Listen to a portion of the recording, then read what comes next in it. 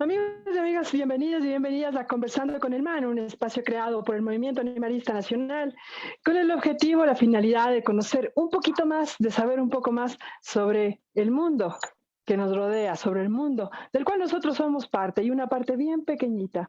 Queremos también ser una mejor especie, transitar por este espacio vital maravilloso siendo una mejor especie, no haciendo tanto daño, básicamente. Este espacio ha sido comprometido con la educación y la comunicación popular, así es que esperamos cumplir con ese objetivo todos y cada uno de nuestros programas. Les cuento que esta vez pues tenemos un programa bien especial. Tenemos un tema primero que hemos querido tratar desde hace muchísimo tiempo, desde que empezamos hemos querido tratar este tema y aprovechamos la coyuntura que nos ocupa aquí en el Ecuador. Sabemos que no podemos abstraernos, nadie se puede abstraer de la situación que está ocurriendo en el país y pues queremos hablar de este tema precisamente dado a esta coyuntura. Y adicionalmente tenemos una invitada muy especial desde Colombia, que también está viviendo una coyuntura política muy importante. Pero primerito, vamos a hablar un poquito de algo diferente. Ya saben, ustedes tenemos el ¿qué hubo, man? ¿Qué hubo, man? ¿Qué pasó en el mundo? Más allá de lo que ocurre en nuestro conversatorio, de lo que vamos a ver en el conversatorio, pues vamos a saber qué pasó con el mundo. Y tenemos una noticia que a mí me pareció muy simpática. Eh, este, Hay padres mucho más desastrosos que tú en el reino animal. Escuchen esto, está muy interesante. Si eres padre, probablemente hayas experimentado un sinfín de ansiedades acerca de lo que estás haciendo, de si estás haciendo lo suficiente por tus hijos, si estás haciéndolo bien o mal, o qué pasa. Pero dice, ¿qué pasa si tus hijos heredan tus hábitos negativos? ¿Qué pasa si dejas que tus hijos vean demasiada televisión? ¿Qué pasa si les das alimentos equivocados? Todo eso debe preocuparles a los papás, debe ser tenaz. Los padres animales, cuestionables, que no enseñan muy buenos hábitos a sus hijos, incluyen un oso grizzly que se come a sus crías, por ejemplo, cuando la comida escasea. ¿Qué tal, Padre Noel? Y leones que principalmente montan guardia y parecen duros, mientras las leonas se aventuran a cazar y a matar. Es decir, los papás se quedan sentaditos rascándose la panza y las leonas salen a hacer el trabajo duro. Cuando te sientes exhausto o tienes demasiado en el plato, siempre y cuando sea alimento normal y no te vayas a comer a tu bebé. Eso hacen algunos de los animales. Eh, el pez aguja, por ejemplo, eh, cuentan que no solo son las mamás, algunos papás también son un asco. No todos son cálidos y cómodos. Un papá pez aguja, por ejemplo, se comerá a sus hijos si piensa que son feos. Los peces aguja, macho, pueden quedar embarazados y parir, pero su interés en ser padres cariñosos solamente dura el embarazo. Un factor clave en la toma de decisiones podría ser cómo se siente el pez aguja macho con respecto a la madre de su descendencia. Si la mamá no le gusta, chao contigo. La, un pez aguja macho al que le gustaba una pareja femenina con la que se había apareado tenía la probabilidad de cuidar a su descendencia, descubrieron los investigadores. Los machos de pez aguja que están menos interesados en las madres eran menos cariñosos con sus crías e invierten menos recursos para protegerlas. También se sabe que los padres de peces aguja absorben nutrientes de algunos embriones y canibalizan a sus crías según un artículo del 2009 de la revista Proceeding of the Royal Society. Es decir, está feo el guagua, me lo como, para que vean que hay malos padres. En los caballos, dice, los caballos parecen ser super papás, pero en realidad no son de lo mejor. Amenazan a los hijos de otros caballos y los matan a patadas. Si un semental es capaz de engendrar muchas crías, tiene una ventaja genética sobre los otros sementales.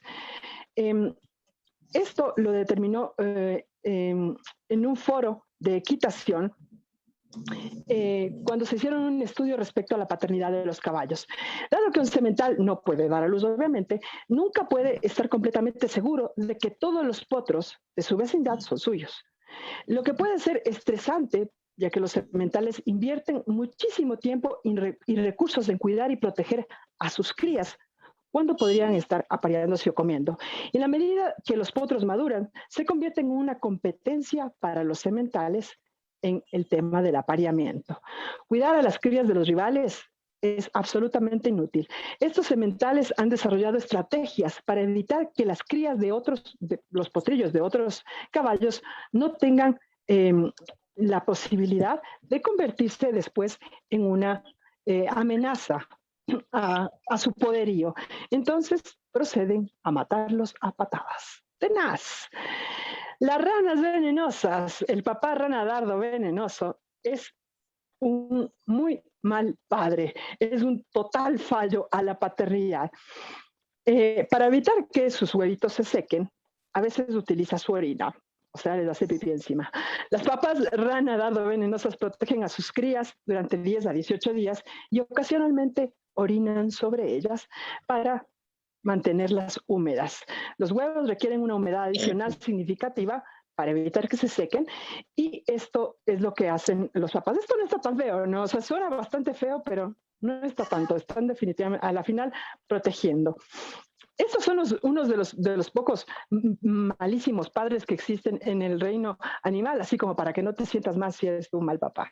No, esta es una nota que elegí porque es divertida, es diferente, y sobre todo para puntualizar un tema, ¿no? Lo que solemos decir en algunos conversatorios: los animales no poseen freno moral, es decir, para ellos no hacer algo no es malo o bueno, sencillamente es parte de su naturaleza.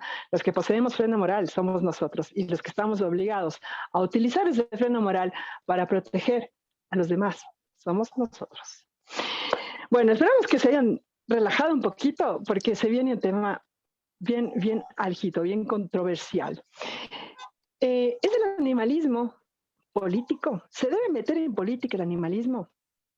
Nosotros como Movimiento Animalista Nacional, pues nos manifestamos frente a muchas situaciones que ocurren en el país, y desde luego pues no nos quedamos alejados de la coyuntura política que existe al momento. Creo que todos estamos bastante al tanto de lo que está pasando. Las manifestaciones van creciendo en intensidad y van creciendo en cantidad en todo el país, y el Movimiento Animalista Nacional se pronunció al respecto. Y por supuesto recibimos una respuesta, digamos que no muy eh, eh, a favor, por parte de muchas personas, quienes nos dijeron precisamente. Tengo un micrófono abierto, Fer, creo que es del tuyo. Muchísimas gracias, querida. Pues la gente se manifestó un poco en contra de que nosotros intervengamos en un tema político. Es por eso que nosotros quisimos tocar precisamente este tema. ¿Es el animalismo político? ¿Debe interferir o no en política el animalismo? Para eso tenemos dos invitadas muy especiales y estoy muy contenta de recibirlas en este espacio. Vamos a comenzar primero, voy a saludar primero a María Fernanda Carrera Toscano. Ella es magíster en en comunicación, es periodista, ha trabajado en proyectos de educación, comunicación y relaciones públicas con poblaciones refugiadas en ACNUR, CDH y Embajada del Canadá. Es docente en comunicación y ciudadanía en secundaria, universidades y tecnológicos públicos y privados de Guayaquil desde el 2015, y es súper orgullosamente miembro del Movimiento Animalista Nacional. Mi querida Fer, bienvenida a este tu espacio. Muchas gracias, Maritza, muy contenta de estar aquí. Gracias, mi querida Fer. Y tenemos, pues, les dije que este movimiento, Conversando con el Man, se viste de gala, porque tenemos una compañera de la plataforma Alto, Animales Libres de Tortura. La plataforma Alto es de nuestro hermano país de Colombia. Juliana Carrero, ella es coordinadora institucional de la plataforma Alto, es coordinadora de relaciones corporativas en el área Gallinas Libres de Jaulas de esta organización, que pertenece a la Open Wings Alliance, y es coordinadora general de Colombia VEG. Juliana Carrero, es un verdadero placer para nosotros tenerte aquí en Conversando con el Man. Muchísimas gracias, el placer es mío, y no, excelente que se promuevan estos espacios, y muchas gracias por la invitación. No, gracias a ti por aceptar, de verdad, es un verdadero gusto, porque pues obviamente como muchos sospecharán, no solamente vamos a topar el tema coyuntural que ocurre aquí en el Ecuador, sino también lo que está pasando en Colombia. Colombia está viviendo un momento político importantísimo en su historia, pues está dando un giro de timón impresionante y es impresionante porque nunca lo han dado, para la política de Colombia. Entonces vamos a analizar también qué pasa con el animalismo. ¿Qué pito toca el animalismo básicamente en el tema político?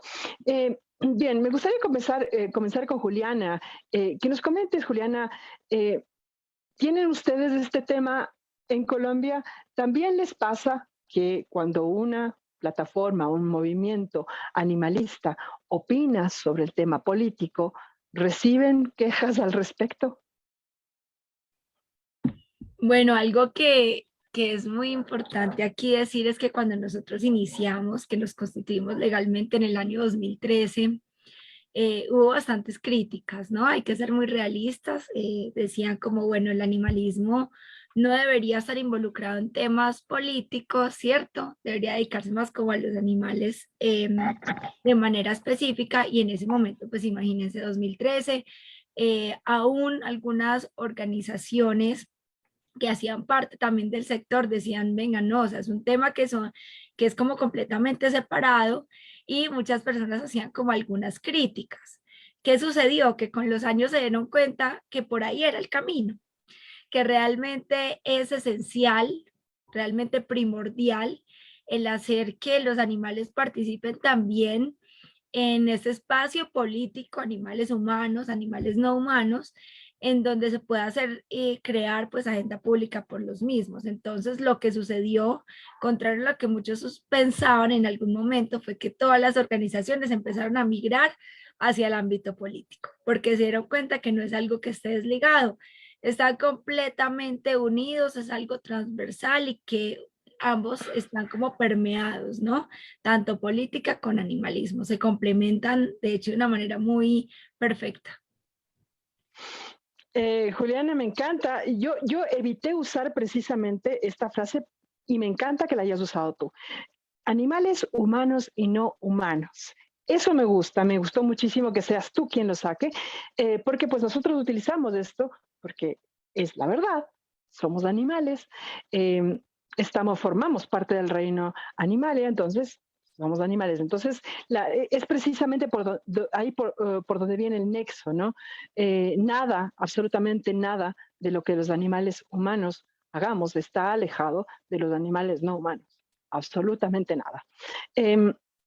Fer, por el lado de la comunicación, eh, ¿cómo has visto tú, cómo ha sido la transmisión de esta información? Porque permanentemente recibimos esta crítica, ¿no? Dedíquense a hablar de animales, ¿por qué están hablando de manifestaciones y de elecciones y decisiones políticas? Dedíquense a hablar de animales. Eh, ¿Cómo se transmite este mensaje, Fer? ¿Cómo se le dice a la gente? El animalismo es político. Bueno, yo ubico un poquito desde la ciencia política que la política es la gestión del conflicto social, ¿no?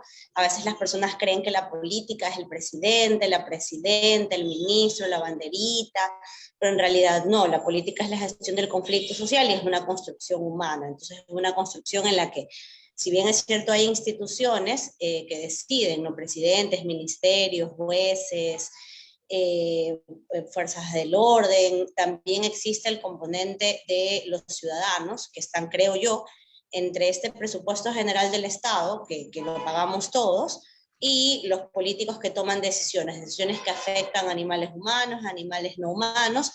Entonces, si bien es cierto, hay personas que podrían pensar que no deben ingresar en política los movimientos animalistas, el momento en el que un movimiento animalista empieza a hacer algo tan sencillo como, por ejemplo, recoger un animal en la calle, ya está haciendo un acto político, porque ese es el trabajo que debería hacer el Estado. Entonces, el momento en el que el Estado no lo hace, o lo hace de mala gana, o lo hace simplemente para tomarse una foto, finalmente, y lo hace la fundación, lo hace el movimiento social, termina dando el mensaje de que es necesario cumplir este tipo de acciones. Entonces, todo acto es político en tanto se gestiona el conflicto social. Lo que creo que está cambiando ahora es el hecho de que como tenemos redes sociales, algunas personas tienen visiones de política que no tienen nada que ver con la teoría, sino más bien con deformaciones, lo que han aprendido. Entonces, si algo está en la política y ingresa alguien que no ha sido elegido, eso que llaman democracia representativa, ya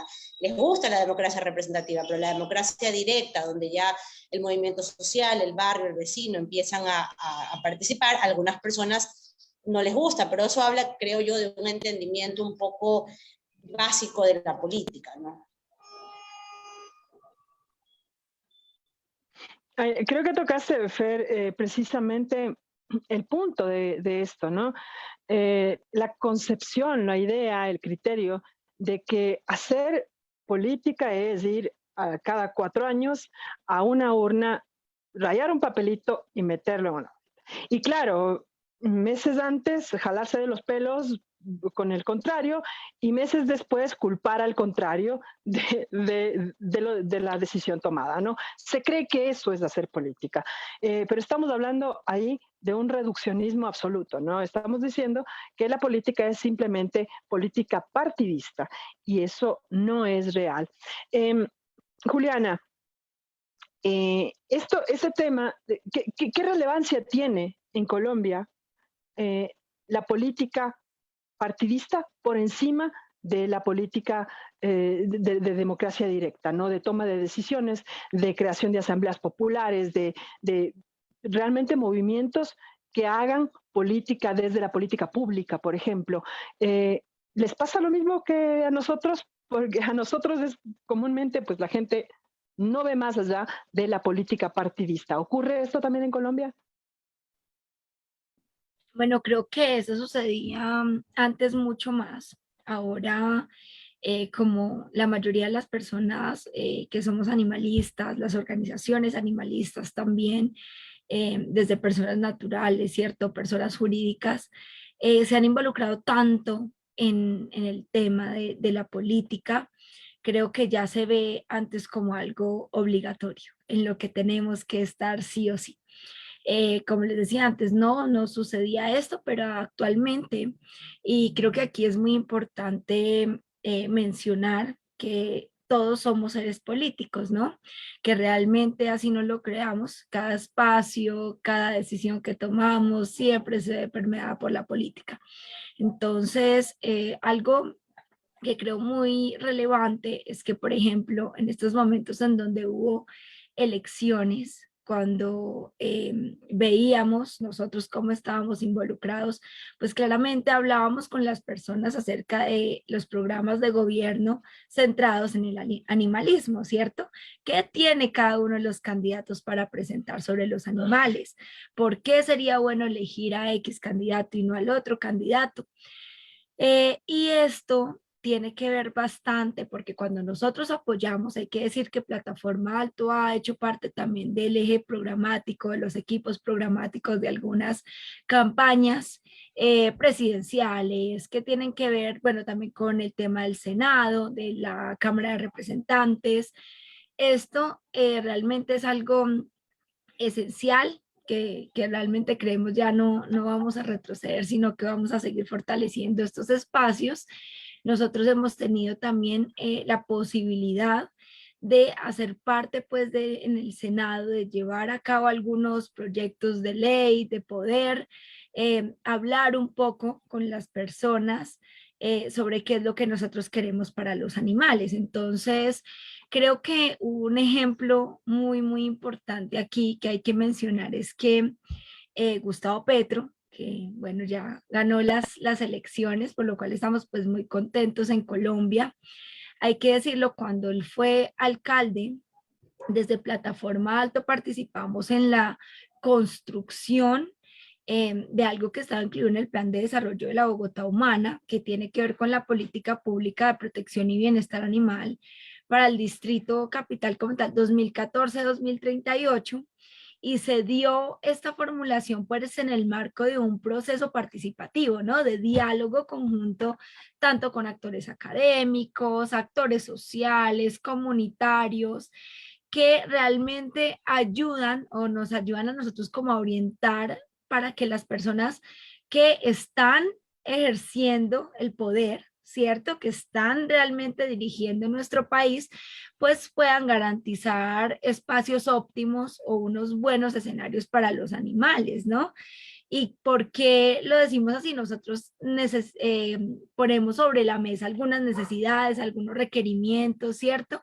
Para que realmente esta participación ciudadana, ¿sí? Que todos y cada uno de nosotros como actores ejercemos, pues se vea integrada también y que se comprometa con el bienestar, la protección de los animales, el hecho de poder convivir, porque además el hecho de que nosotros nos comportemos bien con los animales no humanos va a decir mucho de cómo nos comportamos con los animales humanos.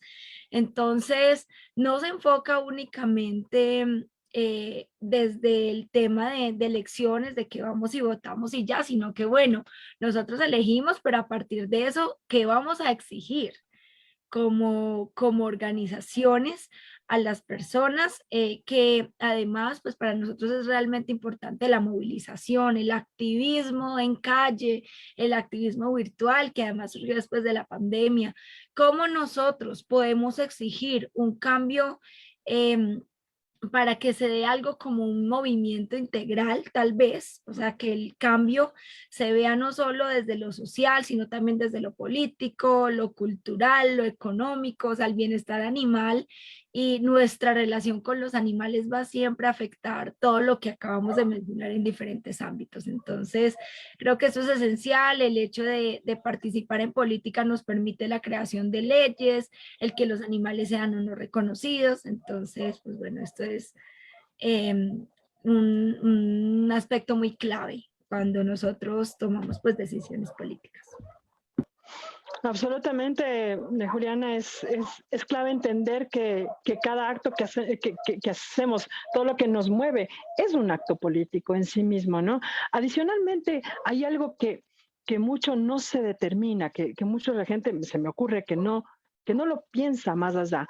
Y es que en una sociedad que está permanentemente vulnerada, que está permanentemente agredida, en una sociedad que tiene muchas carencias, los que más van a sentir este golpe van a ser los más vulnerables. Así de fácil, ¿no? Si es que las necesidades básicas de las personas no están cubiertas, ¿cómo vamos a esperar que se cubran las necesidades básicas de los más y más y más vulnerables? Y todos sabemos que los más vulnerables de los vulnerables son los animales, básicamente, ¿no? Fer, yo siento que tenemos que hacer un mea culpa desde los espacios animalistas, al no haber comunicado, tal vez al no ser tan asertivos en comunicar esto, para que la gente lo perciba como es, ¿no? El animalismo es un movimiento político. Tal vez nos ha faltado en el tono de comunicación el ser más directos al informar, al determinar este mensaje tan importante. Bueno, yo siento que en los movimientos animalistas en Ecuador crecen en unas estructuras estatales que ya de por sí son precarias. O sea, hay estructuras donde siempre ha habido lucha por acceso a la educación, acceso a la salud, derechos que se siguen reclamando y que todavía no siguen siendo pues, satisfechos o garantizados por el Estado, sería la palabra correcta. Siento que quizás no hay una todavía comprensión de la sociedad. Yo cuando hice mi tesis de la maestría lo ubiqué un poco analizando el caso de una mujer cuya de hecho la intimidad fue violentado en la capital, ¿no? Una tendencia de Twitter. La mayor parte de las personas no ubicaban que esto era un asunto privado. Entonces, si uno no puede ubicar que un asunto es privado, difícilmente va a poder ubicar de qué se trata lo público. Y creo yo que si uno no comprende de qué se trata lo público, difícilmente va a poder entender la política, ¿no? Entonces, en ese sentido, quizás el animalismo ha estado mucho más vinculado a un sentimiento, ¿no? No quiero usar la palabra derecho natural porque eso nace un poco del derecho aplicado a las personas, pero sí como esta idea de que hago esto porque es lo correcto, porque es lo justo, entonces la gente lo ve como voy a ayudar a este animalito porque eso está bien, porque es indefenso, pero no se lo entiende como la noción de un sujeto jurídico protegido, y es lógico porque ahora vemos los avances en la jurisprudencia. Siento que el movimiento animalista empieza, por lo menos en Ecuador, como un movimiento de muy buena voluntad, de mucha sensibilidad hacia el sufrimiento, va a evolucionar, pero se mantiene así durante mucho tiempo, y ahora esta gran conversación sobre los derechos que está teniendo toda América Latina, me puede dejar un poco comentar quizás la compañera, en las movilizaciones uno ve mucho, ¿no?, que se habla de derechos, derecho a la educación, derecho a la salud, o sea, el sujeto del derecho que sale a la calle a pedirlo, a exigirlo, haya aceptación o no del tema, también es el mismo sujeto que ahora está diciendo, a ver, el animal tiene derecho porque así lo reconoce la Corte Constitucional, no porque es bonito, porque es bueno, porque está bien ayudar, no, ya no es una cuestión de voluntad, sino que hay una obligación por parte del Estado. Entonces siento que el movimiento animalista no podría haber hecho mucho, en tanto yo sí me atrevo a decir que esta concepción del sujeto jurídico de derecho se empieza por lo menos a viralizar en redes sociales con el debate de la despenalización del aborto en Argentina, que se empezó a hablar de quién era el sujeto de derecho protegido ahí, y la sentencia de la Corte un poco lo pone, y también siento que con el tema de las sentencias y las judicializaciones que el movimiento animalista empieza a hacer en Ecuador para parar corridas de toros, para parar maltratos, para sancionar a personas que maltratan animales, se empieza a crear otra mirada en la sociedad, de que hay un sujeto ahí de derecho, un objeto de derecho, que un ser sintiente, que se le debe garantizar. Entonces siento que más bien ahora hay que un poco sintonizarse, ¿no?, con esta visión que la sociedad, una parte de la sociedad, por lo menos en su conjunto, está teniendo. Fer, acabas de tocar un tema que hablamos la semana anterior en la cuestión de los refugios, ¿no? Precisamente este accionar desde la emotividad, ¿no? Desde del sentir pobre animalito, está en estado de indefensión, voy a hacer algo por él, ¿no? Y es válido, ¿no? Es válido, la acción emotiva es válida, pero no puede quedarse en una acción emotiva, es lo que decíamos, no tiene que transformarse en algo más. Esto creo que determina muchísimo, ¿no? La acción emotiva, la acción como yo suelo decir, la labor social se hace desde arriba, ¿no? El sujeto está arriba y ayuda al que está abajo, ¿no? La lucha social se hace desde la horizontalidad, ¿no? Desde ver al mismo nivel al hermano siendo vulnerado y tomarle de la mano y avanzar juntos, lo cual es muy distinto, ¿no? No es una ayudita, ¿no? Se está buscando que se garanticen derechos de un hermano que está en indefensión. Y creo que ese es un punto muy, muy importante. Briana, tenemos acá una separación muy, muy clara y evidente, y voy a poner el dedito en la llaga. Hay una separación muy clara y evidente entre las personas que realizan rescate de fauna urbana, específicamente se dedican a proteger y defender, cuidar, rescatar, rehabilitar y entregar en adopción responsable a miles, lastimosamente, millones de perritos y gatitos que se encuentran en estado de calle. Y hay un quiebre ahí, ¿no? Con quienes trabajamos por derechos de todos los animales, de absolutamente todos los animales, humanos y no humanos. Esto ocurre en Colombia. Acá es muy, muy claro, ¿no? Y con el respeto que se merecen mis compañeras, amigas rescatistas, de hecho yo soy rescatista, les toca un poquito la fibra cuando se les dice, bueno, animalistas son los que trabajan por todos los animales, no solo por perros y gatos, ¿no? ¿Pasa esto en Colombia o estamos un poquito más adelante ya por allá? Bueno, yo creo que en el animalismo siempre van a haber quiebres, ¿no? Nunca a veces nos ponemos de acuerdo en muchas problemáticas que abordamos, pero siempre realmente valoramos el trabajo que cada una de las organizaciones realiza. Muchas veces lo que no se ve tanto es como el tema de por los animales de granja y demás, y ahí ya es un tema como demasiado fuerte, pero creo que en lo que comentas, Maritza, es muy importante recalcar aquí que se ha trabajado de la mano, o sea, realmente creo que los refugios se han visto también beneficiados por el trabajo que se ha hecho desde el animalismo como tal, desde la elaboración de políticas públicas y demás. Entonces creo aquí muy importante decir algo que sucedió en Colombia, bueno, precisamente en Bogotá, de manera pues específica, con la alcaldía de Gustavo Petro se sembraron las pautas o bueno, como las exigencias que se querían para la creación del Instituto de Protección y Bienestar Animal en Bogotá. Entonces, pues ya fue el gobierno de Peñalosa como tal el que hizo, lo creó como tal, pero ya venía como de la anterior alcaldía.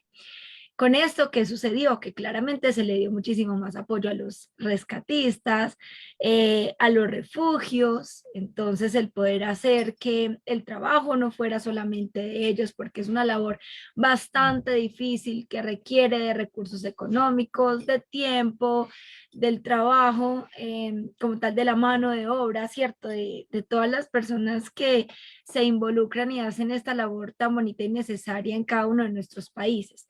Entonces, pues al principio creo yo que sí era bastante difícil porque no podían creer como, bueno, déjenos hacer nuestro trabajo, estamos desde lo nuestro, no necesitamos realmente como tener esa, sí, como el reconocimiento del animalismo desde más allá de los refugios, más allá de lo que se hace el rescate de perros y gatos.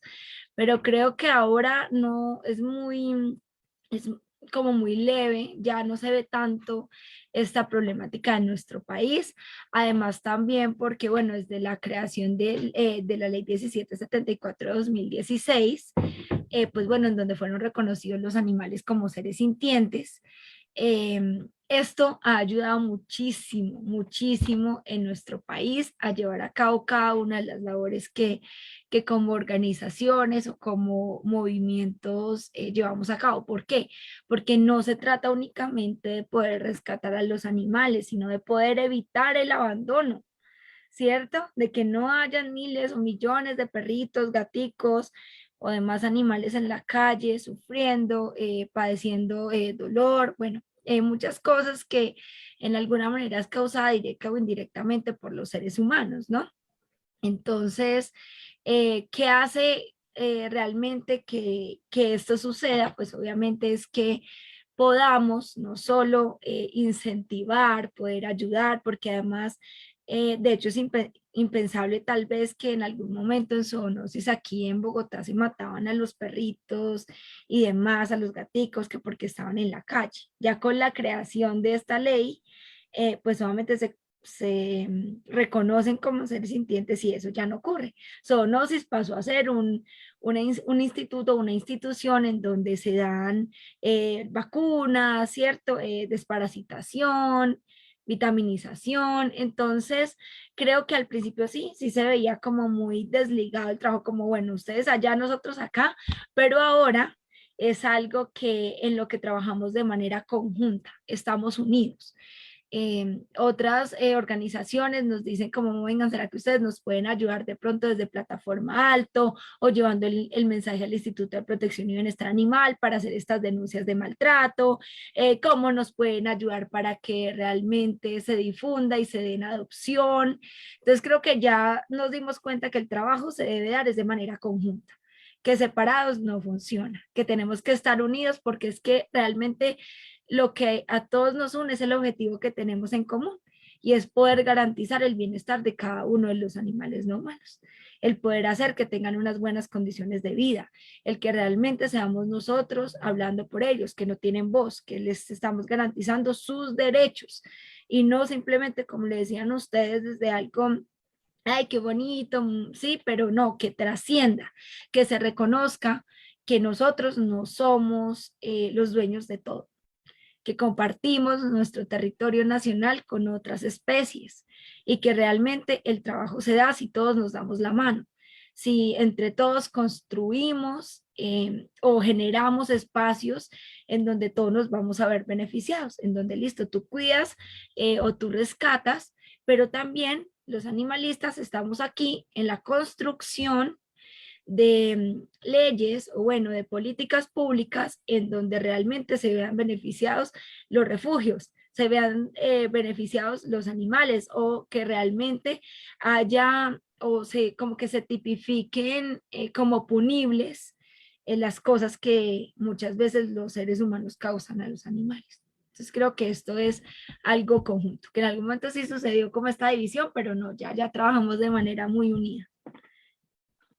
Me llenas de esperanza, Juliana, me llenas de esperanza porque pues acá todavía tenemos esta división, este quiebrecito así entre pues las personas que se dedican a rescate de fauna urbana y los animalistas que trabajan por los derechos de todos los animales humanos y no humanos.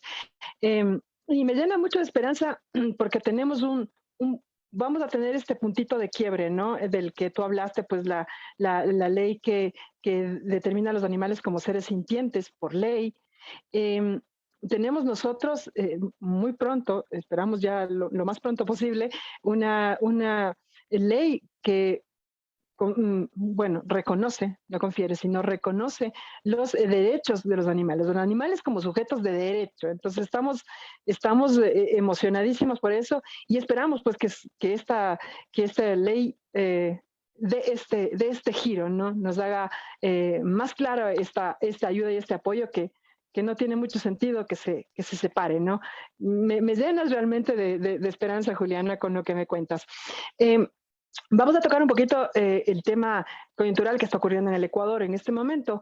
Fer, cuéntanos un poco desde la perspectiva animalista, ¿por qué estamos nosotros involucrados? ¿Por qué hemos sacado una nota de apoyo al pueblo? No a las movilizaciones, no a las marchas, no a Lisa, no, al pueblo, porque hemos decidido como movimiento animalista abiertamente, frontalmente, apoyar al pueblo.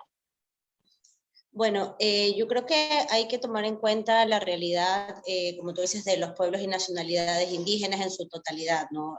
Forman parte de los colectivos más empobrecidos y con menor acceso a salud, educación y mayores tasas de desnutrición infantil de todo nuestro territorio, debido a condiciones históricas, a condiciones de discriminación, condiciones de esclavitud, de colonización. Entonces, en ese sentido, pues entendernos como parte de un todo es importante para que nosotros podamos realmente reclamar derechos para animales humanos y no humanos. No puede ser que unos sí tengan derechos y otros no. En ese sentido es importante poder apoyar toda manifestación en pro del alcance de los derechos humanos, porque no es ninguna no se trata de ningún favor que el presidente o la presidenta de turno tengan que hacer. Se trata de su obligación garantizar derechos, para eso se pagan los impuestos, para eso hay unos recursos naturales que, bueno, también de eso se está debatiendo mucho ahora.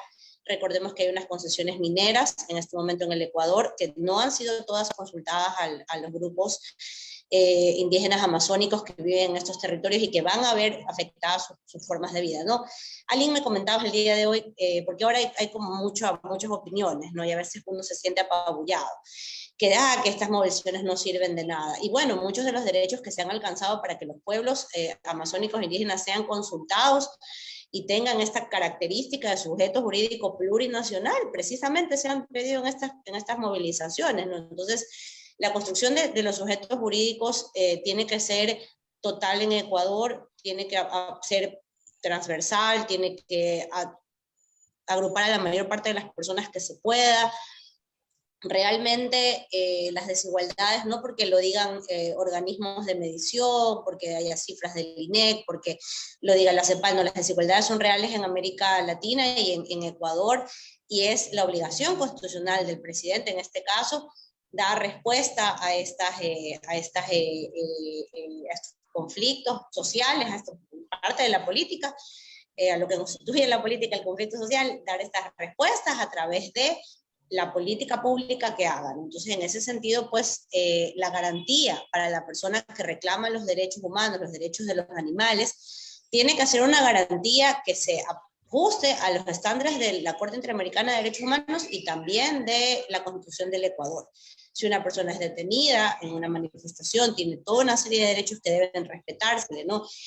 Así como puede ser detenido un líder indígena, mañana puede ser detenido alguien también del movimiento ecologista, ambientalista, en una manifestación que se hacen, y pues evidentemente es importante que conozcamos esas garantías y que como movimientos sociales pues nos hagamos cargo y las manifestemos a la sociedad, porque me atrevo a decir como profesora, como ciudadana, que no es que esto sea algo que todo el mundo conozca, o sea, no todo el mundo conoce que tiene derechos, cómo funciona el Estado. Hay personas que en Ecuador que siguen creyendo que esto es así como la corte de los reyes de Francia, ¿no? Y el presidente dice, y él manda, y él es bonito, y así tiene que ser, y no se trata de eso, ¿no? La participación y opinar y ir a una marcha son derechos, no son actos malos, ni negativos, ni de vagancia, como uno ve a veces en redes sociales, que se quieren poner, ¿no? O sea, son derechos que los garantiza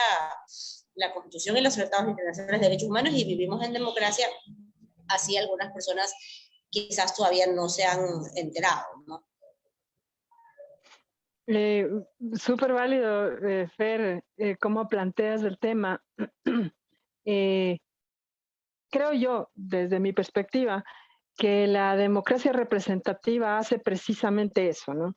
Crea un líder, ¿no? Crea un alguien que nos va a representar, pero no se mete mucho en el tema de recordarnos permanentemente que ese alguien que nos está representando es un empleado nuestro, ¿no? Es un sujeto que tú decides poner ahí, ¿no? Y que tú decides pagarle un sueldo para que cumpla con un trabajo. ¿Y qué pasa cuando un empleado pues, no cumple con el trabajo? Al mínimo te quejas, ¿no es cierto? Entonces, creo que la democracia representativa ha hecho ha hecho un gran trabajo de adoctrinamiento, ¿no? Nos ha mantenido pensando que estamos eligiendo un superlíder que está súper arriba de nosotros. Eh, Adicionalmente nos ha mantenido separados, eh, los pro con los contra, los que aman al uno o lo odian, porque aquí, por ejemplo, en el país es solamente un sujeto, un líder político muy fuerte, y están los que lo odian y los que lo aman, y en eso se divide el país, ¿no? Y es terrible, es terrible. Ni siquiera hay dos líderes políticos, hay uno solo, y hay la gente que lo odia y que lo ama, nada más, ¿no? Y ha hecho un trabajo grandioso porque le ha hecho pensar a la gente que precisamente hacer política es eso, ¿no? Amar o odiar al líder y votar a favor o en contra del líder, eso es todo, ¿no? Cuando nos ha alejado del asunto de generar política pública, de incidir en política pública, de crear nosotros mismos nuestras leyes y decretos, que tenemos esa maravillosa posibilidad. Incluso, no sé si es que tengan, Juliana, en Colombia tal vez alguna herramienta como esta que tenemos acá, que a mí me parece hermosa realmente. La Iniciativa Popular Normativa se llama. Es un grupo de personas agrupadas, por supuesto, en organizaciones sociales, pueden a través de un proceso cambiar una ley determinada, aumentar cosas, quitarle cosas, eliminar la ley, haciendo, por supuesto, un proceso democrático, recolectando firmas, etcétera, haciendo mesas de trabajo y todo, pero podemos, ¿me explico? Y esto es maravilloso, ¿no? Es gente de a pie, la señora que tiene un mercadito, la estudiante, el empleado público, el guardia de seguridad, gente de a pie puede incidir y crear y cambiar leyes a través de la iniciativa popular normativa. Y eso, por ejemplo, la democracia representativa no te informa, no te dice y no te impulsa a participar en esto. Colombia tiene bastante más tiempo, diría yo, en ejercer esta democracia directa, democracia participativa. Eh, Juliana, cuéntanos un poco cómo se organiza este tema. ¿Se ve movimiento, por ejemplo, desde asambleas populares, desde mesas de trabajo populares, de propuestas populares a la política pública? Bueno, digamos que sí han habido algunas como oportunidades de hacerlo. Contamos con estas asambleas populares en donde las personas son quienes también pueden decidir, ¿cierto? Y poder hacer que las cosas se den de buena manera, además a través de pues, los diferentes mecanismos de participación que nosotros tenemos aquí en nuestro país. Entonces, pues creo que es muy, pues prácticamente muy similar a lo que ustedes tienen allá en el Ecuador. Entonces, pues estas asambleas participativas se dan, sí, en nuestro país. También la recolección de firmas, en donde la ciudadanía puede plantear no solo el hecho de pronto de destituir a una persona de un cargo, pues no ha realmente así como sucedido, pero sí se han hecho estos intentos. Entonces uno, más que todo de pronto en el centro de la ciudad, ve personas recogiendo estas firmas, como bueno, si ustedes están inconformes con el trabajo que ha hecho esta persona, sea desde las alcaldías, sea desde el consejo, bueno, desde los diferentes espacios que se tienen de gobierno, entonces poder recolectar esas firmas para que las cosas cambien, para que realmente sea el pueblo quien decida. Entonces sí se ha visto, se han logrado cosas muy interesantes. Creo que también con el tema, digamos, de las decisiones que se toman, por ejemplo, creo que ahorita se me viene a la mente lo que ocurrió con el plebiscito, con lo de la paz en nuestro país, en donde tuvimos la oportunidad de votar sí o no, si estábamos de acuerdo con los acuerdos de paz o no. Esto fue algo, un mecanismo de participación bastante importante, en donde además desde el movimiento animalista participamos desde Plataforma Alto para la paz, porque además tenía en cuenta la paz para los animales. Entonces participamos en esto, estuvimos en el campamento que se hizo en la Plaza de Bolívar, en donde nos quedamos a dormir.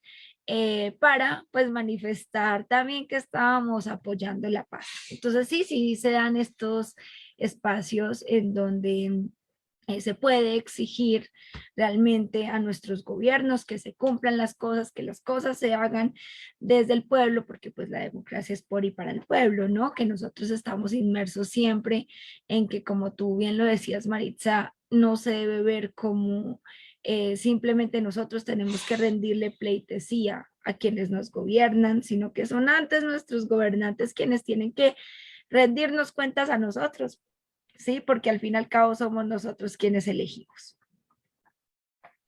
Más claro no canta un gallo, Juliana. Voy a leer un poquito los mensajes que ya hemos recibido. Cristina Jaramillo dice, por supuesto, porque somos sujetos políticos. Exactamente ese es el punto. No nos dejemos tratar como objetos políticos, ¿no? Un ciudadano vale un voto, punto. No nos dejemos tratar como objetos políticos cuando somos sujetos políticos. Cristina Jaramillo dice, por Dios, qué importante es que los animalistas tengamos criterio y que no seamos capturadores de animales, sino transmisores de derechos. Cristina, un abrazo. Ese tema me encantó. No, tengamos criterio, no seamos capturadores de animales, sino transmisores de derechos. Me encantó tu opinión, Cristina. Muchísimas gracias. Mónica Cabrera Borges, es muy importante para el activismo animalista entender que hay que pasar de elegir a ser elegibles y tener la posibilidad de estar en donde se toman las decisiones. Eso es lo mejor para los animales no humanos. Terra Animal, ¿dónde estamos? Acá está. Terra Animal Ecuador, dice Juliana, ¿cómo calaron las experiencias de concejalías en Medellín, Manizales, Bogotá, Comunera, Heimar y Padilla? ¿Abrieron puertas para otras dignidades? ¿Cómo se lo ve al movimiento animalista en lo político en Colombia? Bueno, creo que a las personas ahí que se mencionan también, ¿cierto? Como lo de Heimar, realmente es muy importante porque desde los diferentes departamentos, municipios de nuestro país se ha hecho bastante desde el movimiento animalista, veeduría, ¿cierto? Control, han participado también ahorita, pues como saben, en las elecciones del Consejo, ¿cierto? Las elecciones del Senado, del Congreso, digo, del Senado y también de la Cámara de Representantes. Esto ha ayudado muchísimo, muchísimo. Realmente ahorita tenemos bastantes personas, senadores, representantes a la Cámara que son animalistas. Entonces, esto abre un camino realmente positivo para los animales, porque pues nos dimos cuenta que por ahí era el camino, que realmente esas eran las decisiones que teníamos que tomar, el poder representar a los animales en estos espacios políticos que son realmente relevantes y muy importantes en nuestro país. Entonces, sé que se reunieron los diferentes representantes, como mencionaban, de Manizales, Cali, Medellín, para la elaboración de un documento en donde se pacta, pues, qué se espera del presidente de nuestro país, ¿sí? Desde los animales domésticos, de los animales silvestres, los animales de granja, qué se exige la parte, digamos, antitaurina, que en eso tenemos una ganancia enorme nosotros también, porque pues Sí. el actual ya presidente Gustavo Petro ha hecho bastante en el tema antitaurino, la prohibición de las corridas de toro y demás. Entonces, esperamos que ya se dé la prohibición a nivel nacional. Seguro así va a ser. Todas las personas taurinas están demasiado asustadas por ello. Tenemos también una concejal animalista que también ha pactado pues con Gustavo Petro, que se va a realizar como una serie se van a cumplir una serie de propuestas que se hicieron a favor de los animales. Nosotros también desde Plataforma Alto estuvimos con la plataforma change.org en el bus del cambio, hablando con los diferentes equipos programáticos, tuvimos la oportunidad también de hablar con algunos candidatos vicepresidenciales y demás, para expresarles, bueno, nosotros como animalistas, ¿qué exigíamos? Entonces el equipo programático de Gustavo Petro nos escuchó de manera atenta, nos dijo que teníamos las puertas abiertas para poder trabajar en la construcción tal vez de un instituto de protección y bienestar animal a nivel nacional. Imagínense, es un logro grandísimo. Vamos a evaluar esta propuesta, ¿cierto? Sentarnos, ver cómo lo podemos lograr. También la protección de los cóndores andinos. Bueno, algunas propuestas que teníamos desde Plataforma Alto y que muchísimos ciudadanos, 40,000 tal vez o muchos más, habían apoyado pues estas iniciativas. Entonces, desde esto hemos podido dialogar con los equipos programáticos para la participación, además que tenemos una muy buena bancada animalista en estos momentos. Dentro del pacto histórico tenemos también algunas animalistas que son también vegetarianas y demás, entonces que han hecho, o sea, que conocemos su trayectoria, que han hecho bastante por los animales y que realmente van o sea, con estos espacios participativos y democráticos, seguramente van a fortalecer bastante lo que ya hemos hecho y seguramente vamos a mejorar, a fortalecer y no vamos a salir, o sea, tenemos muchísimas esperanzas realmente en este tema de la participación democrática con todos los senadores y los representantes a la Cámara que fueron electos hace muy poco en nuestro país. Qué lindo, Juliana, una visión súper esperanzadora de una Colombia que está dando un giro especial. Nancy Cruzita dice, buenas noches compañeros, todo queda muy claro, la política también tiene que ver con el animalismo. Un abrazo, un gran conversatorio. Gracias Nancy Cruzita por estar siempre prendida del conversando. Marvin dice, la política tiene que ver en todo, la unión pública, privada y nosotros sería lo ideal. Sí, tendría mucho más sentido y sería mucho más móvil lo que buscamos. Bernardo Gortay de Mezcua dice, cuando se habla de política en Latinoamérica, y salvo muy pocas excepciones, en realidad se habla de politiquería. En efecto, lo evaluarían así como el animalismo se distancia de esa práctica. Fer, cuéntanos, por favor, ¿cómo el animalismo se distancia de la práctica política, de la práctica politiquera? Bueno, me parece una excelente pregunta. Yo creo que la democracia actualmente en América Latina está pasando por una crisis fuerte en la que vemos esta politiquería, ¿no? Yo creería que deberíamos empezar a pensar en presupuestos participativos, en asambleas barriales, porque cada barrio, cada sector de cada ciudad tiene problemas diferentes, ¿no?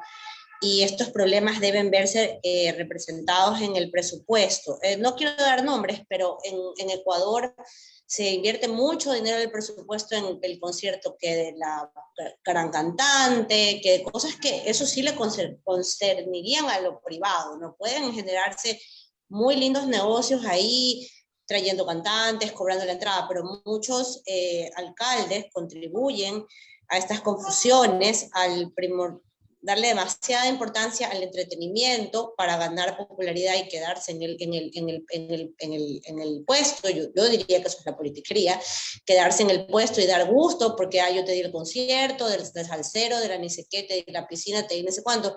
Pero realmente, ¿cuáles son las necesidades de cada barrio? O sea, ¿quién pregunta? A ver, en este barrio hay un problema de animales ferales, en este barrio hay un problema de las escuelas, acceso a la educación, en este barrio hay un problema de seguridad, pero siempre se intenta crear estos relatos y creo que en ese sentido la prensa no ayuda. Yo vivo en Guayaquil y se te comenta siempre como que todo Guayaquil le están robando y no sé qué, y realmente los problemas están focalizados en 2 o 3 barrios, o sea, los barrios donde la están pasando peor, ¿no? Quizás en esos barrios el presupuesto debería ir hacia programas que tengan que ver con eso, pero eso requeriría un modelo que la ley de participación ciudadana sí lo recoge, pero como tú decías, no se habla mucho de eso, pero creo que la única esperanza es la politización del ciudadano, ¿no? Con lo poco que pueda hacer, con lo mucho que pueda hacer para hacerse escuchar. La gente se hace escuchar en América Latina de diversas maneras y por diversos temas, ¿no?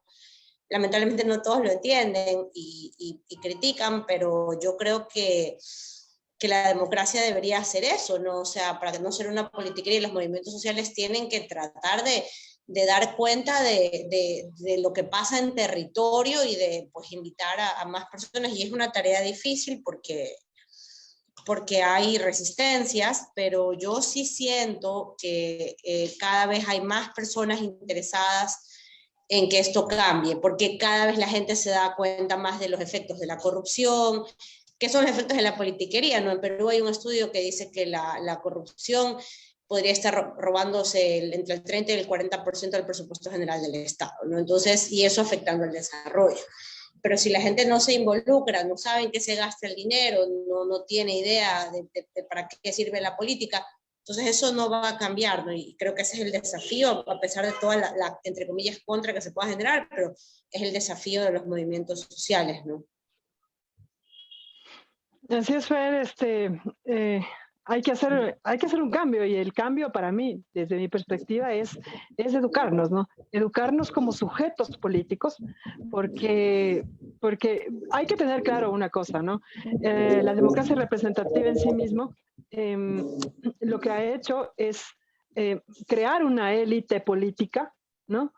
Que está siempre ahí. Si es que nos damos cuenta, siempre son los mismos los que están rotando de un lado a otro. Al menos aquí en Ecuador pasa eso, incluso cambiándose, polarizándose absolutamente el pensamiento, ¿no? Pasan de la izquierda a la derecha, tienen un swing de cadera impresionante.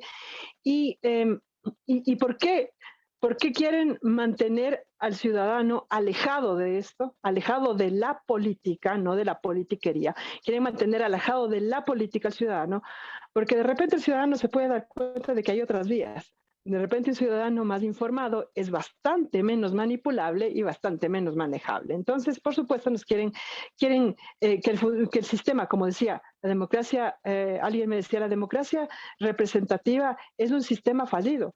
No, la democracia representativa es un sistema súper exitoso, porque está consiguiendo exactamente lo que quiere, que la representatividad se quede en 3, 4, 5, 6 magnates o dueños o cabezas y que la gente siga siendo un objeto político, es decir, cueste un voto, ¿no? el momento en que nos eduquemos y nos demos cuenta de que somos sujetos políticos y no objetos políticos, creo que la cosa puede cambiar diametralmente. Juliana, me encantaría, por favor, que nos cuentes, lastimosamente ya quedándonos casi sin tiempo, que nos cuentes un poquito más de este cambio, de este giro histórico que ha dado Colombia, de esto que está pasando en Colombia. ¿Cómo se siente a nivel de los grupos sociales, a nivel de quienes trabajan por lo social? ¿Qué sienten? Porque, y me atrevo a preguntarte porque estuve cercana a la campaña, lo que ocurría con Petro y Francia, y vi mucha cercanía a las organizaciones sociales. ¿Cómo están allá? ¿Qué dicen los grupos de mujeres? ¿Qué dicen la comunidad LGBTIQ? ¿Qué dicen los animalistas? ¿Cómo están con la ganancia de Petro y Francia? Estamos muy felices, la verdad. Bueno, todos los movimientos sociales, todas las organizaciones sociales lo han declarado como una victoria. Y creo que algo muy bonito que se dijo es que aquí en nuestro país no ganó una sola persona, no ganó solo un dirigente o solo Francia o solo Petro, sino que ganamos todos. Realmente en Colombia ganamos todos con los resultados de estas elecciones, porque quienes realmente le dieron este triunfo, bueno, le dimos este triunfo a Gustavo Petro y a Francia Márquez, fueron todas estas organizaciones y movimientos sociales. Francia lo decía muy bonito, era los nadies, ¿no? Las minorías, los que han sufrido, los que han sido violentados, discriminados, no han sido reconocidos y han perdido prácticamente sus derechos en nuestro país. Entonces es algo que realmente ha tocado a cada movimiento social, el feminismo, la comunidad, los afrocolombianos, todas estas minorías, las personas más pobres de nuestro país. Veíamos algo tan bonito que realmente significó tanto para cada uno de nosotros en nuestro país, y es ver cómo en los territorios en donde Gustavo Petro ganó fueron los territorios que han sido más azotados por la violencia, que han sido los más olvidados por los anteriores gobiernos, ¿sí? Nunca en 200 años, o sea, nunca hemos sido gobernados por un gobierno de izquierda, ¿no? Siempre ha sido la derecha en nuestro país la que ha tomado las decisiones, ha favorecido a los más ricos, a los terratenientes, y siempre pasando por encima de los pobres, por encima de las comunidades, del que para ellos representa la diferencia, la oposición, el matar tantos líderes y lideresas sociales, ha hecho que el pueblo realmente se movilizara. Sí, creemos que esto se le debemos también al paro, bueno, y a todas estas manifestaciones que hubo el 28 de abril del 2021, sí, el año pasado, en donde todos salimos a manifestarnos en contra de un gobierno cruel. Realmente ayudó a que todos nos viéramos unidos, porque por ahí se empieza el cambio, ¿sí? El estar unidos, el ver cómo cada uno de nosotros desde su diferencia cuenta. Todos somos iguales en nuestro territorio. Ver a las comunidades indígenas en sus lanchas, salir a votar, eso, o sea, realmente causó mucha, o sea, desde la emotividad, removió cada una de nuestras partes, verlas, la Guardia Indígena acompañando a Gustavo Petro en su discurso, ver a la mamá de Dylan, una mujer que pues claramente perdió a su hijo en medio de estas protestas, desde el abuso policial, de todo el tema del ESMAD, de esa violencia. Creo que todas las feministas también, o sea, como que nos sentimos muy identificadas, el reconocer los derechos que como mujeres tenemos, que realmente, bueno, todos los movimientos sociales en estos momentos nos encontramos felices, realmente sabemos que hay mucha oposición, no la va a tener tampoco muy fácil, ni Francia, ni Gustavo Petro, más que reconocer que Francia Márquez, desde su papel, ser una mujer afrocolombiana, una mujer empoderada que nos representa a cada una de las mujeres y más a todos aquellos territorios olvidados que han sido permeados por esa violencia tan absurda en nuestro país, ¿no? Ella desde, o sea, contaba toda su historia también, desde toda la falta de recursos económicos, todo lo que tuvo que luchar tan fuerte. Ella representa lo que muchos en Colombia han tenido que vivir. Entonces, estamos muy felices, desde el animalismo claramente también estamos felices, desde ya lo habíamos mencionado. Entonces, pues es un triunfo para todos, todas, todos, bueno, y estamos realmente muy contentos. Juliana, me llenas del corazón, me llenas de alegría. Y de paso, sí, la Moni saca una carita llorando, sí, y estoy con la garganta quebrada porque es bello escuchar esa alegría, esa esperanza que se vive en Colombia, se siente hasta acá.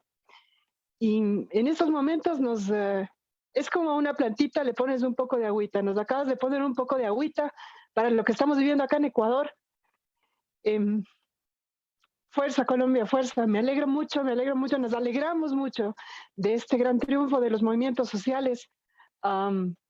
Y sabemos que ustedes desde la lucha permanente de ser un pueblo que ha peleado toda la vida, van a saber exigir de Gustavo Petro y Francia Márquez lo que se merece Colombia, los derechos que se merecen todos los animales, humanos y no humanos, de Colombia. Les mandamos un abrazo enorme, no sabes.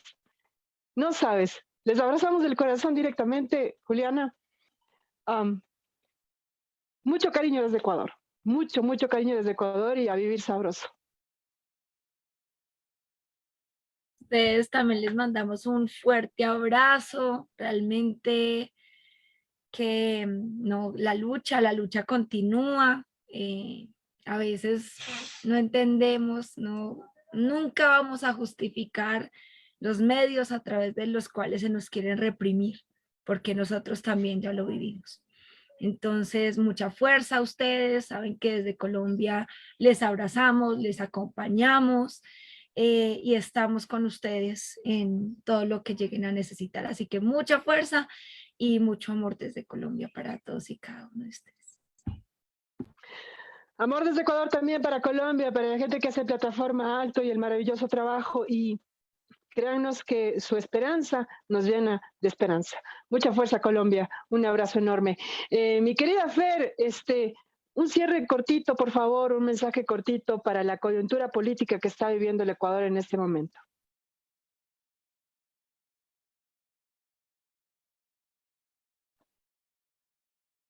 ¿Estás por ahí, Fer?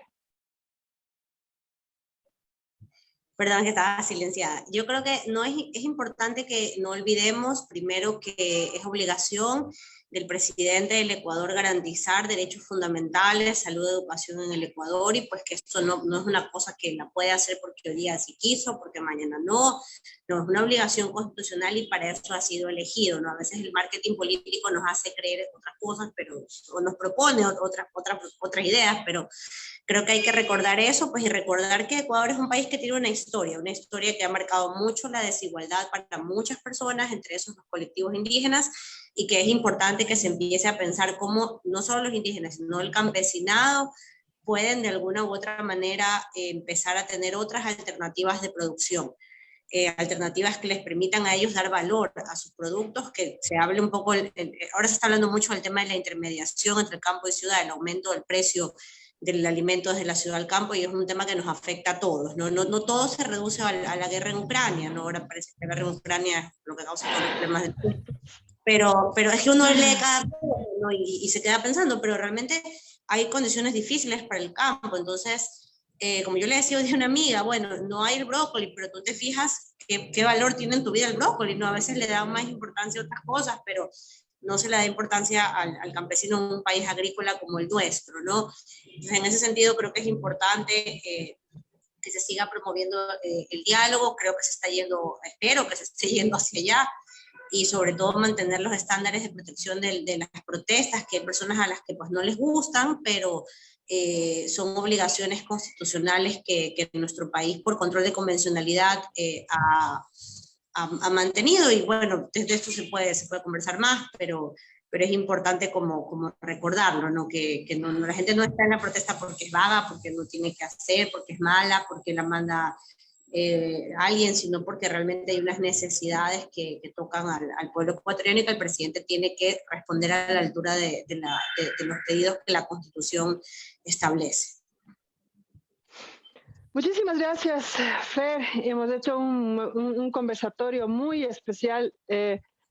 Buscábamos conceptos académicos, ideas de por qué el animalismo, si es política, por qué es un movimiento político, y terminamos con el corazón chiquitito, con el corazón arrugadito, de emoción, de esperanza y también de preocupación. Sí, nos preocupa lo que está ocurriendo. Muchísimas gracias a ustedes, queridas amigas, por haber estado aquí presentes. Gracias por haber dado sus valiosísimas opiniones. Gracias a los hermanos de Plataforma Alto desde Colombia. Solamente quiero cerrar con un mensajito muy, muy cortito. Solicitábamos ayuda para los hermanos que están asilados en las diferentes zonas de llegada de los manifestantes acá a Quito. Pedíamos ayuda y alguien preguntaba ¿para qué damnificados es esta ayuda? Claro, ahí hay un dejito de te voy a picar por ahí, ¿no? Porque yo solo ayudo a gente que está damnificada. A esta gente, ¿cómo le voy a ayudar si viene a destrozar Quito y bla, bla, ¿no? Por ahí va la cosa, ¿no? Entonces, inmediatamente me puse a pensar que sí, son damnificados. Son damnificados del neoliberalismo, ¿no? Que los mantiene pagando deudas externas y pagando y debiendo acá, adentro del país, años y años de exclusión y de represión. Son damnificados de un capitalismo, ¿no? Que nos mantiene pensando que somos medios de producción, que simplemente vamos a producir y a producir y a producir. Nos tiene incluso sacrificando nuestras vidas, nuestros afectos, nuestra familia, nuestro tiempo de amor con nuestra familia por trabajar, trabajar, trabajar y comprar y comprar y comprar. Damnificados y damnificados somos todos de un sistema democrático que nos ha convertido exclusivamente en un voto. Que nos ha dicho, ustedes sirven como fichas, como pelotitas para poner más en una parte de la balanza y que la balanza baje y quedar medio arriba. Nos ha convertido en fichas, en puntitos que mover, en porcentajes, y no nos ha dicho, son sujetos políticos. Ustedes pueden ejercer política desde cualquier espacio. Por eso, el animalismo es político. Un abrazo grande a todos quienes han estado pendientes de este espacio. Muchísimas gracias, por supuesto, a la alegría que ha sido tenerles a estas dos distinguidísimas y queridas compañeras, Juliana Carrero, coordinadora institucional de la Plataforma Alto de Colombia, Animales Libres de Tortura, y María Fernanda Carrera Toscano, magíster en comunicación y periodista, y parte del Movimiento Animalista Nacional y además parte de Conversando con el MAN. Gracias a ambas por estar aquí, gracias a todos ustedes por haberse conectado. Los esperamos el próximo martes. Cuídense mucho, por favor, cuídense mucho. La represión está brutal. Un abrazo grande a todos. Mi nombre es Maritza Rubianes, voy a estar con ustedes el próximo martes aquí Conversando con el MAN. Un abrazo grande.